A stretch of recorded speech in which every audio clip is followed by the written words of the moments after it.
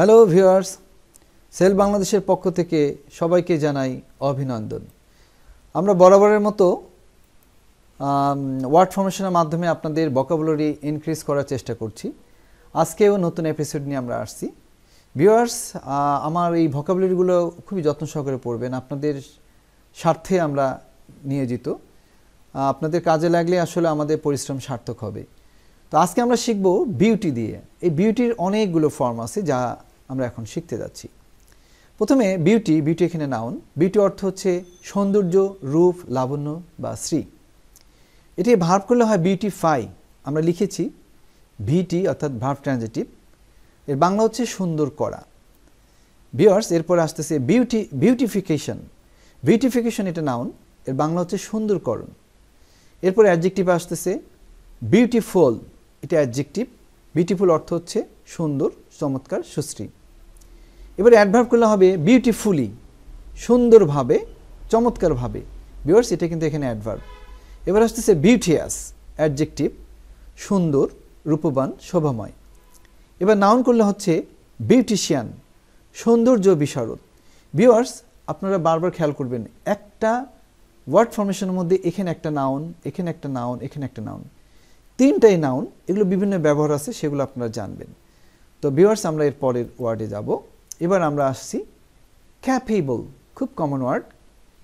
ক্যাপেবলের এখানে 6টা ফরমেশন আছে। আমাদের প্রথমে আছে ক্যাপেবল অর্থ কি? অ্যাডজেক্টিভ, যার বাংলা হচ্ছে সক্ষম, দক্ষ, যোগ্য। এটাকে অ্যাডভার্ব করলে হচ্ছে ক্যাপেবলি মানে যোগ্যতা বা দক্ষতার সাথে বা দক্ষভাবে। এবার এটাকে নাউন করলে হচ্ছে ক্যাপাবিলিটি, সামর্থ্য, ক্ষমতা বা শক্তি। এটাকে অ্যাডজেক্টিভ করলে হবে ইনক্যাপেবল। ভিউয়ার্স, এখানে খেয়াল করতে হবে, এই ক্যাপেবল আর এই ক্যাপেবল, জাস্ট এই ক্যাপেবলের এটা অ্যাডজেক্টিভ ইন দিয়ে আমরা করেছি। সো দুটোই কিন্তু অ্যাডজেক্টিভ, অর্থ হচ্ছে অসমর্থ, অক্ষম বা অপারগ। ভিউয়ার্স, এরপরে অ্যাডভার্ব করি ইনক্যাপেবলি অর্থাৎ অ্যাডভার্ব, অসমর্থভাবে, অক্ষমভাবে। ইনক্যাপেবিলিটি অর্থাৎ অসামর্থ্য, অক্ষমতা, অপারগতা। ভিউয়ার্স, আমরা এখানে আরেকটা জিনিস খেয়াল করি, এটাও একটা নাউন। আমাদের এই যে ক্যাপেবিলিটি এবং ইনক্যাপেবিলিটি দুটোই কিন্তু নাউন। একটা হচ্ছে সামর্থ্য বোঝানো আর একটা অসামর্থ্য বোঝানো।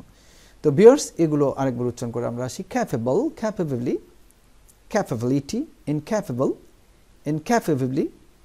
ইনক্যাপেবিলিটি। ভিউয়ার্স, এরপরে আমরা আরেকটি জানবো চেয়ার। এটা খুবই কমন ওয়ার্ড, আমরা জানি চেয়ার অর্থ কি। তো চেয়ার এখানে প্রথমে নাউন দিয়েছি আমরা। চেয়ার হচ্ছে খুশির কথা, আনন্দ। আমরা অনেক সময় ভিউয়ার্স দেখে থাকি যে কোনো ড্রিঙ্কস করার সময় আমরা একটা গ্লাসের সঙ্গে বা কোনো ড্রিঙ্কস বা সফট ড্রিঙ্কস হোক, আমরা একজনের আনন্দের ঠেলায় আরেকটা গ্লাসের সাথে আরেকটা গ্লাস কী করি, আমরা একটা টোকা লাগে হালকা করি। তো এখানে আর কি, এখানে একটা সখ্যতা তৈরি করা আর এখানে একটা আনন্দ ধ্বনি এখানে প্রকাশ করে, আমরা তখন বলি চেয়ার। তো এই চেয়ারটা আমরা কিন্তু বলতে পারি, তাই না? এটাকে ভার্ব করলে হয় চেয়ার, উদ্দীপিত করা বা আনন্দ করা। এটাকে অ্যাডভার্ব করলে হয় চেয়ারফুলি, আনন্দদায়কভাবে, প্রফুল্লভাবে। এটাকে নাউন করলে হচ্ছে চেয়ারফুলনেস, প্রফুল্লতা। চেয়ারলেস, অ্যাডজেক্টিভ, নিরানন্দ, অস্বস্তিকর।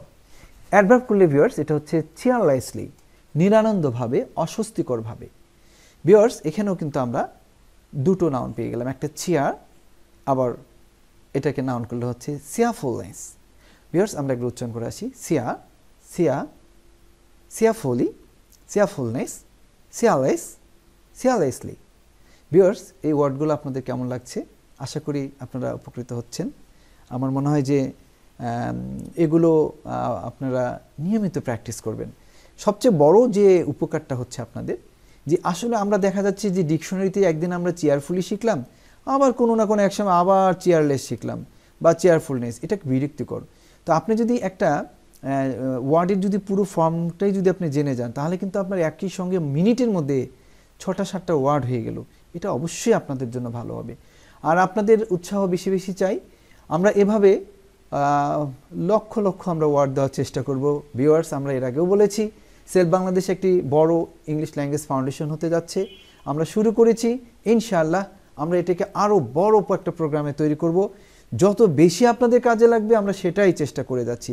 আর আমি আরেকটা জিনিস বলবো, সবাই ব্যস্ত, এগুলো ডিকশনারি খুলে পড়ার সময় কারো নাই। এখন ডিজিটাল যুগ, আমার মনে হয় সবাই ডিভাইস রাখেন, মোবাইল, আপনারা একটু ফ্রি ফেলেই এগুলো দেখবেন। আমার স্পোকেন ইংলিশটাও যে টিপসগুলো দেওয়া হচ্ছে আমার মনে হয় আপনাদের বেশ কাজে লাগছে। এবং একটা জিনিস আপনাদের কাছে আমার রিকোয়েস্ট থাকবে, যদি আপনাদের এটা ভালো লেগে থাকে, যদি মনে হয় যে না আমাদের উপকারে আসছে, প্লিজ সাবস্ক্রাইব করবেন, অন্যকে উৎসাহিত করবেন। সেলফ বাংলাদেশ আপনাদের পাশে আছে, ভবিষ্যতে থাকবে। সবাই ভালো থাকুন। May God bless you everybody.